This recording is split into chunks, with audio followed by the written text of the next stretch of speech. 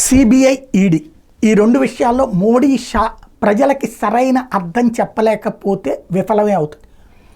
ప్రతిసారి కూడా ప్రజలలో ప్రతిపక్షం అయితే గత 11 ఏళ్ళు అయిపోయింది కదా, 10 ఏళ్ళు దాటిపోయింది కదా, ఒక విషయాన్ని జనం మైండ్లలో ఫిక్స్ చేయడంలో సక్సెస్ అయింది. ఇక్కడ వీళ్ళు చేస్తున్న తప్పు కూడా అదే ఉంది.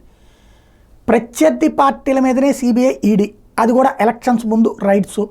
పోనీ ఏదన్నా 10 ఏళ్ళు అయిపోయింది కదా, ఒక్కళ్ళకన్నా ఈడీ కేసులో శిక్ష పడిందా? ఒక్కళ్ళకన్నా సిబిఐ కేసులో శిక్ష పడిందా? ప్రముఖ రాజకీయ నాయకులకి లేదే. కేసులు సాగుతూనే ఉన్నాయి. కోర్టుల తప్పు అనొద్దు, కావాలంటే ప్రత్యేక కోర్టులు పెట్టండి. రాజకీయ నాయకుల కేసులు సిబిఐ మీద, ఈడీ ఉంటే ప్రత్యేక కేసు కోర్టులు పెట్టండి. సుప్రీంకోర్టే చెప్పింది కదా ప్రత్యేక కోర్టులు పెట్టమని. పెట్టండి, పెట్టి తేల్చండి. అలా తేల్చకుండా సిబిఐ, ఈడీ రైడ్ చేయడం, ఆ రోజున కొన్ని రోజుల పాటు వాళ్ళు జైల్లో ఉండటం, ఇది క్రమంగా జనంలో రాజకీయ ప్రతీకార రాజకీయాలే అన్నటువంటిది జనానికి వెళ్ళిపోతుంది. రేపు పొద్దున మీరు అధికారం దిగారంటే మీ నాయకులందరూ రేపు జైళ్ళలో ఉండాల్సి వస్తుంది.